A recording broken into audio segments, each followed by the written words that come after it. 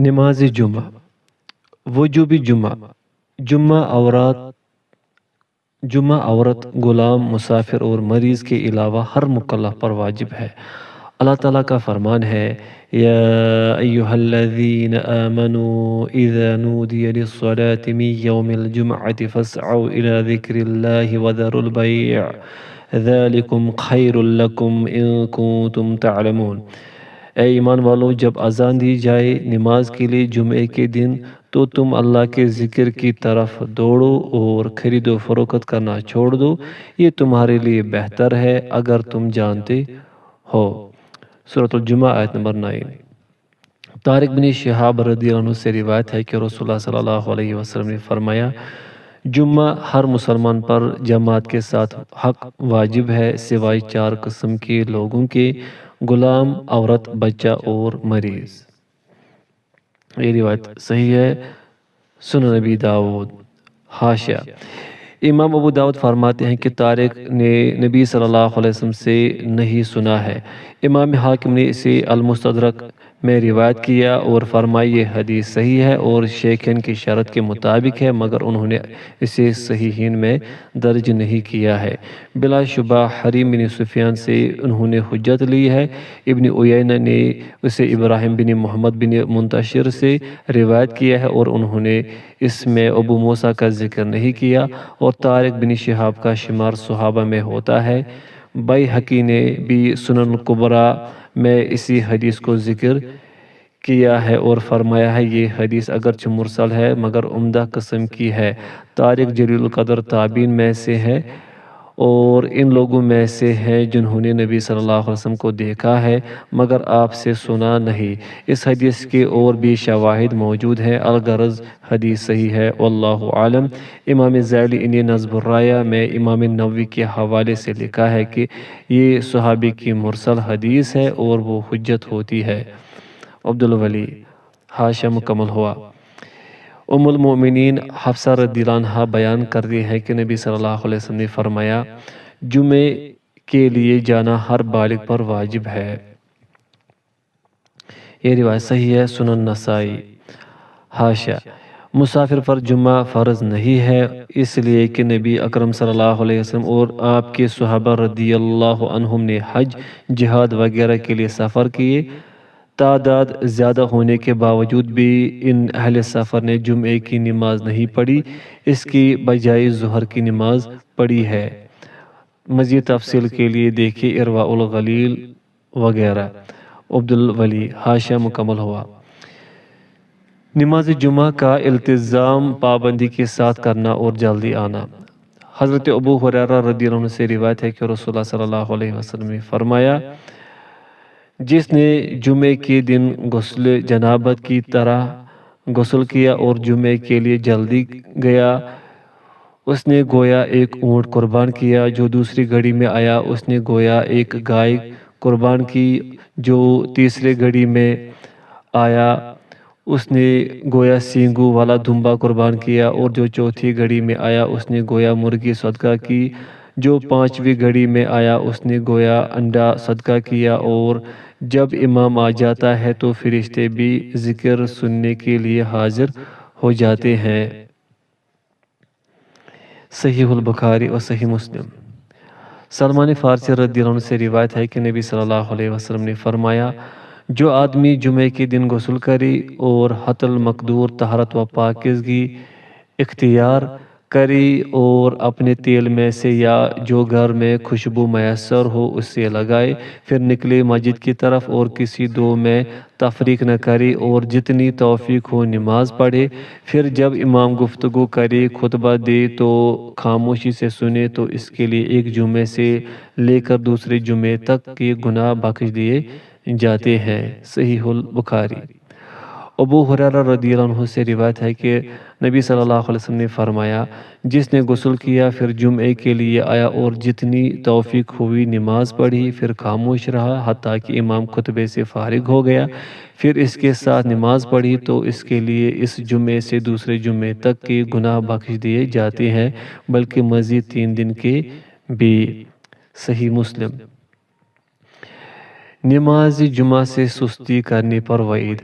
عبداللہ بن عمر اور ابو ہریرہ رضی اللہ عنہم سے روایت ہے، انہوں نے رسول اللہ صلی اللہ علیہ وسلم کو ممبر پر یہ فرماتے ہوئے سنا، لوگ اپنے جمعے چھوڑنے سے باز آ جائے ورنہ اللہ تعالیٰ ان کے دلوں پر مہر لگا دے گا، پھر یہ غافلوں میں سے ہو جائیں گے۔ صحیح مسلم۔ حضرت عبداللہ بن مسعود رضی اللہ عنہ سے روایت ہے کہ نبی اکرم صلی اللہ علیہ وسلم نے ان لوگوں کے متعلق جو جمعے سے پیچھے رہتے ہیں فرمایا، میں ارادہ کرتا ہوں کہ ایک آدمی کو حکم دوں کہ لوگوں کو نماز پڑھائے، پھر ان لوگوں کی گھروں میں موجودگی میں ان کے گھروں کو آگ لگا دوں جو جمعے سے پیچھے رہتے ہیں۔ صحیح مسلم۔ ابو جعد ضمری رضی اللہ عنہ سے روایت ہے کہ رسالت مآب صلی اللہ علیہ وسلم نے فرمایا، جس نے جمعے کو معمولی اور ہلکا جانتے ہوئے 3 جمعے چھوڑ دیے، اللہ تعالیٰ اس کے دل پر مہر لگا دے گا۔ یہ روایت صحیح ہے، سنن نبی داؤد۔ نماز جمعہ کا وقت ظہر والا ہی ہے، چونکہ یہ نماز ظہر کا بدل ہے تو اس کا وقت بھی ظہر والا ہی ہے۔ تاہم بعض روایت سے یہ استدلال بھی کیا گیا ہے کہ زوال سے پہلے بھی جائز ہے۔ مثلا سلمہ بن اکوع رضی اللہ عنہ بیان کرتے ہیں کہ ہم نبی کریم صلی اللہ علیہ وسلم کے ساتھ جمعہ پڑھا کرتے تھے، پھر جب ہم فارغ ہو کر واپس ہوتے تو دیواروں کا سایہ اتنا زیادہ نہ ہوتا کہ ہم اس سے سایہ حاصل کرے۔ صحیح البخاری اور صحیح مسلم۔ انس رضی اللہ عنہ بیان کرتے ہیں کہ ہم جمعے کے لیے بہت جلدی جایا کرتے تھے اور قیلولہ نماز جمعہ کے بعد کیا کرتے تھے۔ صحیح البخاری۔ سہل بن سعد رضی اللہ عنہما بیان کرتے ہیں کہ نبی صلی اللہ علیہ وسلم کے عہد مبارک میں ہم قیلولہ جمعہ کے بعد کرتے تھے اور دوپہر کا کھانا بھی جمعے کے بعد ہی کھایا کرتے تھے۔ صحیح البخاری و صحیح مسلم۔ جابر رضی اللہ عنہ سے روایت ہے کہ نبی صلی اللہ علیہ وسلم جمعہ پڑھتے تھے، پھر لوگ اپنے اونٹوں کے پاس جاتے اور انہیں آرام کے لیے چھوڑ دیتے تھے حتیٰ کہ سورج ڈھل جاتا۔ صحیح مسلم۔ عام نمازوں میں جماعت امام کے علاوہ ایک مقتدی سے منعقد اور درست ہوتی ہے، اور جمعہ بھی نماز ہی ہے، لہٰذا جمعے کی نماز بھی کم از کم امام اور ایک مقتدی سے منعقد ہو جاتی ہے، اور جو لوگ اس سے زیادہ تعداد کی شرط لگاتے ہیں ان کے ذمہ دلیل لانا ہے، جبکہ ایسی کوئی دلیل موجود نہیں۔ نیل الاوطار میں امام شوکانی رحمہ اللہ نے اور الضعیفہ میں شیخ البانی نے اسی بات کو ترجیح دی ہے۔ خطبہ جمعہ میں آپ صلی اللہ علیہ وسلم کا طریقہ کار۔ پوائنٹ فرسٹ، افتتاح خطبہ کے لیے آپ صلی اللہ علیہ وسلم سے منقول الفاظ صحیح احادیث سے ثابت ہے کہ آپ صلی اللہ علیہ وسلم اپنا خطبہ اور اہم گفتگو خطبہ حاجت سے شروع فرمایا کرتے تھے، جس کے الفاظ درج ذیل ہیں: ان الحمد للہ نحمدہ ونستعینہ ونستغفرہ ونعوذ باللہ من شرور انفسنا ومن سیئات اعمالنا من یہدہ اللہ فلا مضل له ومن یضلل فلا ہادی له واشہد ان لا الہ الا اللہ وحدہ لا شریک له واشہد ان محمدا عبدہ ورسولہ۔ يا أيها الذين آمنوا اتقوا الله حق تقاته ولا تموتن إلا وأنتم مسلمون. يا أيها الناس اتقوا ربكم الذي خلقكم من نفس واحدة وخلق منها زوجها وبث منهما رجالا كثيرا ونساء واتقوا الله الذي تساءلون به والأرحام إن الله كان عليكم رقيبا. يا أيها الذين آمنوا اتقوا الله وقولوا قولا سديدا يصلح لكم أعمالكم ويغفر لكم ذنوبكم ومن يطع الله ورسوله فقد فاز فوزا عظيما. أما بعد فإن أصدق الحديث كتاب الله وخير الهدي هدي محمد صلى الله عليه وسلم وشر الأمور محدثاتها وكل محدثة بدعة وكل بدعة ضلالة وكل ضلالة في النار. بلا شبہ تمام تعریفیں اللہ کے لیے ہیں، ہم اسی کی تعریف کرتے ہیں، اسی سے مدد چاہتے ہیں اور اسی سے مغفرت طلب کرتے ہیں۔ ہم اپنی نفوس کی شرارتوں اور اپنے اعمال کی برائیوں سے اللہ کی پناہ چاہتے ہیں۔ اللہ جسے سیدھی راہ پر چلا دے اسے کوئی گمراہ نہیں کر سکتا، اور جسے وہ پھسلا دے تو اس کے لیے کوئی ہادی نہیں۔ اور میں شہادت دیتا ہوں کہ ایک اللہ کے سوا اور کوئی معبود نہیں، وہ اکیلا ہے، اس کا کوئی ساجی نہیں۔ اور میں گواہی دیتا ہوں کہ محمد صلی اللہ علیہ وسلم اللہ کے بندے اور اس کے رسول ہے۔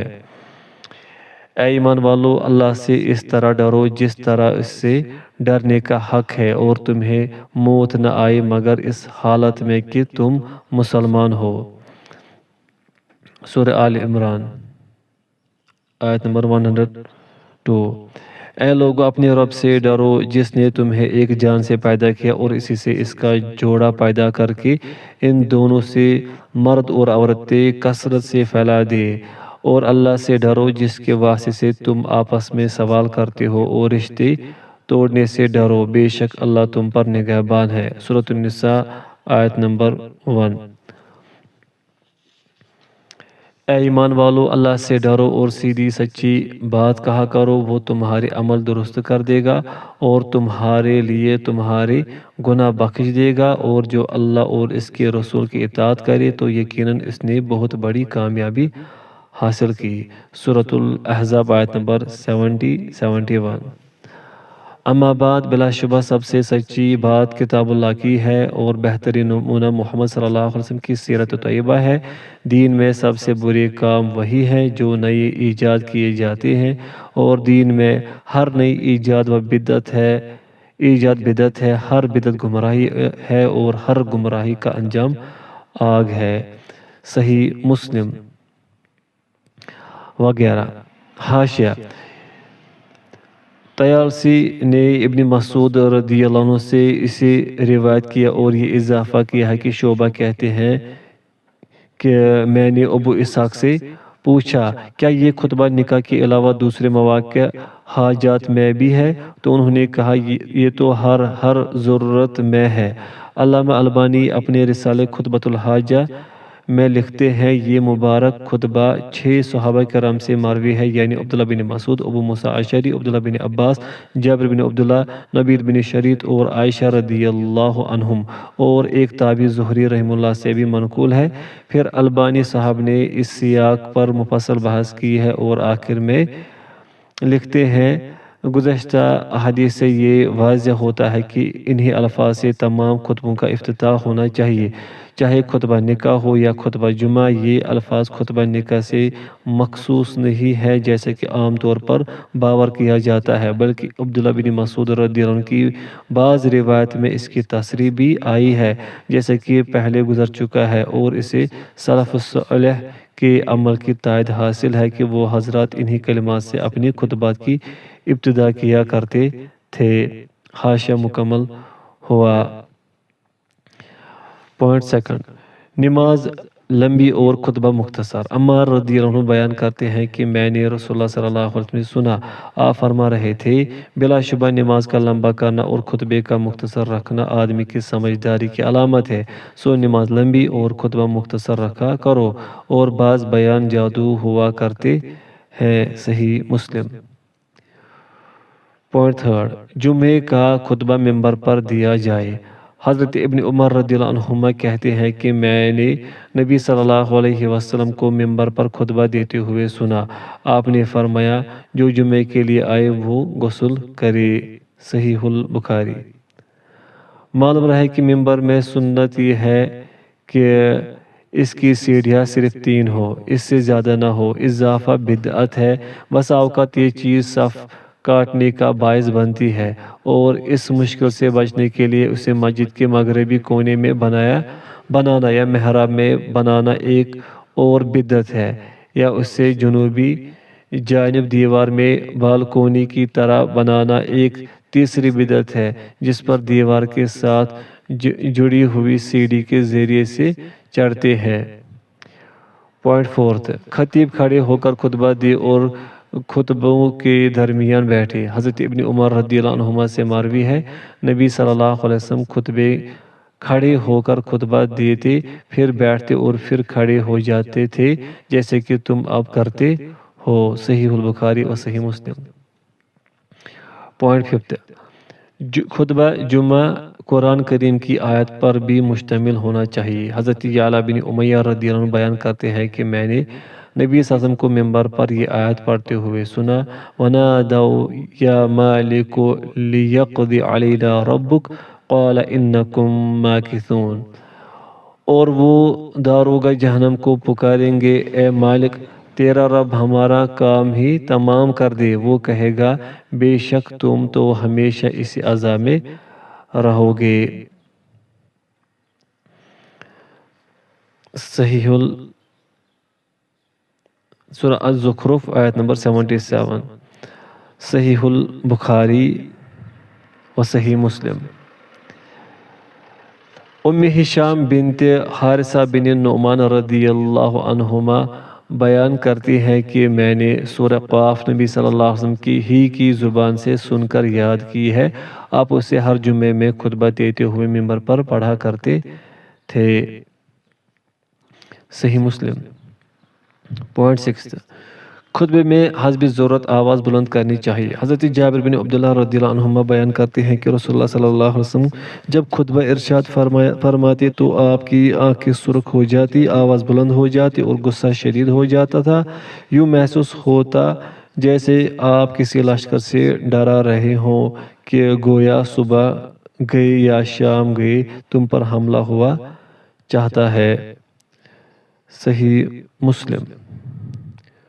پوائنٹ 7، خطیب کو چاہیے کہ لوگوں میں سے کسی کو معین طور پر نشانہ بنائے بغیر ان کی تقصیر پر متنبہ کرے۔ جناب شبیب ابو روح ایک صحابی سے روایت کرتے ہیں کہ نبی صلی اللہ علیہ وسلم نے ایک دن فجر کی نماز پڑھائی تو آپ پر قرآن کریم کی قرأت خلط ملط ہو گئی۔ جب آپ نماز پڑھ چکے تو فرمایا، لوگوں کو کیا ہوا ہے کہ ہمارے ساتھ نماز پڑھتے ہیں اور وضو بھی درست نہیں کرتے، چنانچہ یہ لوگ قرآن کو ہمارے اوپر خلط ملط کر دیتے ہیں۔ یہ روایت حسن ہے، سنن نسائی۔ انس رضی اللہ عنہ سے روایت ہے کہ ایک بار نبی صلی اللہ علیہ وسلم نے روزوں میں وصال شروع کر دیا، درمیان میں روزہ افطار نہ کرتے تھے۔ کچھ صحابہ نے بھی آپ کی دیکھا دیکھی وصال شروع کر دیا تو آپ نے فرمایا، لوگوں کو کیا ہوا ہے کہ وصال کرنے لگے ہیں، تم میری طرح نہیں ہو۔ صحیح مسلم۔ پوائنٹ 8، خطبہ دیتے ہوئے دونوں ہاتھوں سے اشارہ نہ کیا جائے۔ جناب عمارہ بن روائبہ رضی اللہ عنہ نے بشر بن مروان رضی اللہ عنہ کو دیکھا کہ وہ ممبر پر اپنے ہاتھ بلند کیے ہوئے تھا۔ انہوں نے کہا، اللہ ان ہاتھوں کو رسوا کرے، میں نے رسول اللہ صلی اللہ علیہ وسلم کو دیکھا ہے کہ آپ اپنا ہاتھ اس سے زیادہ نہ اٹھاتے تھے، اور انہوں نے اپنی انگشت شہادت کے ساتھ اشارہ کر کے دکھایا۔ صحیح مسلم۔ پوائنٹ 9، خطیب ممبر کے پاس دعا کے لیے رکے، نہ ممبر پر چڑھنے میں تاخیر کرے، نہ لوگوں کی طرف رخ کرنے اور سلام کہنے سے پہلے قبلہ رخ ہو کر دعا میں مشغول ہو۔ شیخ الاسلام ابن تیمیہ رحمہ اللہ فرماتے ہیں کہ ممبر پر آنے کے بعد امام کا دعا میں مشغول ہونا ایسا عمل ہے جس کی کوئی اصل نہیں ہے۔ خطبے کے دوران میں کسی کو نیند آنے لگے تو اسے چاہیے کہ اپنی جگہ بدل لے۔ حضرت ابن عمر رضی اللہ عنہ بیان کرتے ہیں کہ رسول اللہ صلی اللہ علیہ وسلم نے فرمایا، جمعے کے دن جب کسی کو اپنی جگہ پر نیند آنے لگے تو وہ اپنی جگہ بدل لے۔ یہ روایت صحیح ہے، جامع ترمذی۔ خطبے کے دوران میں گفتگو حرام ہے۔ حضرت ابو ہریرہ رضی اللہ عنہ سے روایت ہے کہ نبی صلی اللہ علیہ وسلم نے فرمایا، جمعے کے دن جب تو اپنے ساتھی سے کہے چپ رہ جبکہ امام خطبہ دے رہا ہو تو نے لغو کام کیا۔ صحیح البخاری اور صحیح مسلم۔ جس نے جمعے کی ایک رکعت پا لی اس نے جمعہ پا لیا۔ حضرت ابن عمر رضی اللہ عنہما بیان کرتے ہیں کہ نبی صلی اللہ علیہ وسلم نے فرمایا، جس نے جمعہ یا کسی دوسری نماز کی ایک رکعت پا لی تو اس کی نماز بقیہ کے ملانے سے پوری ہوئی۔ یہ روایت صحیح ہے، سنن نسائی۔ نماز جمعہ میں مسنون قرات۔ حضرت ابن عباس رضی اللہ عنہما سے روایت ہے کہ نبی صلی اللہ علیہ وسلم نماز جمعہ میں سورہ جمعہ اور منافقون پڑھا کرتے تھے۔ صحیح مسلم۔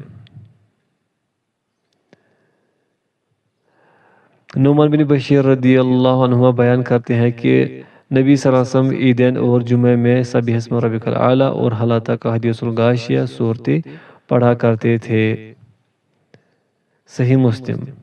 حاشیہ: بعض خطیبوں کا نماز جمعہ میں ان صورتوں کی آخری چند آیات پر اکتفا کرنا، اسے معمولی بنا لینا اور یہ سمجھنا کہ اس طرح مسنون قرات پر عمل ہو جاتا ہے، ٹھیک بات نہیں۔ مترجم۔ حاشیہ مکمل ہوا۔ نماز جمعہ کے بعد سنتیں پڑھنا۔ ابو ہریرہ رضی اللہ عنہ بیان کرتے ہیں کہ رسول اللہ صلی اللہ علیہ وسلم نے فرمایا، جب تم میں سے کوئی جمعہ پڑھے تو چاہیے کہ اس کے بعد 4 رکعتیں پڑھے۔ صحیح مسلم۔ حضرت عبداللہ بن عمر رضی اللہ عنہما سے روایت ہے کہ رسالت مآب صلی اللہ علیہ وسلم جمعہ کے بعد اپنے گھر میں 2 رکعت پڑھا کرتے تھے۔ صحیح البخاری و صحیح مسلم۔ حاشیہ: جمعہ کے بعد 4 رکعت پڑھنا مذکورہ بالا قولی حدیث کی وجہ سے افضل ہے، خواہ گھر میں پڑھے یا مسجد میں، جبکہ گھر میں صرف 2 رکعت پڑھنا بھی مذکورہ بالا فعلی حدیث کی وجہ سے مشروع اور سنت ہے۔ عبدالولی۔ حاشیہ مکمل ہوا۔ جمعے کے لیے آنے والا امام کے آنے سے پہلے جس قدر چاہے نفل پڑھ سکتا ہے۔ حضرت ابو ہریرہ رضی اللہ عنہ سے روایت ہے کہ رسول اللہ صلی اللہ علیہ وسلم نے فرمایا کہ جس نے غسل کیا پھر جمعے کے لیے آیا اور جتنی اسے توفیق ہوئی نماز پڑھی، پھر خاموش رہا حتیٰ کہ امام اپنے خطبے سے فارغ ہو گیا، پھر اس کے ساتھ نماز پڑھی، اس کے لیے اس جمعے سے لے کر اگلے جمعہ تک کے گناہ بخش دیے جاتے ہیں، بلکہ مزید 3 دن کے بھی۔ صحیح مسلم۔ امام ابن القیم رحمہ اللہ فرماتے ہیں، جمعے کے روز جب بلال رضی اللہ عنہ اذان دے لیتے تو نبی صلی اللہ علیہ وسلم خطبہ شروع فرما دیا کرتے تھے اور کوئی بھی شخص 2 رکعتیں پڑھنے کے لیے نہیں اٹھتا تھا اور اذان بھی ایک ہی ہوا کرتی تھی، تو یہ لوگ مزعومہ سنتیں کب پڑھا کرتے تھے؟ زاد المعاد۔ حاشیہ: حافظ ابن قیم رحمہ اللہ کی بات کا مقصد یہ ہے کہ بعض لوگ جو جمعے سے پہلے 4 سنتیں بتاتے ہیں، اس کی کوئی اصل نہیں ہے۔ عبدالولی۔ حاشیہ مکمل ہوا۔ جمعے کے لیے جامع مسجد میں پہنچنے کا اہتمام کرنا چاہیے۔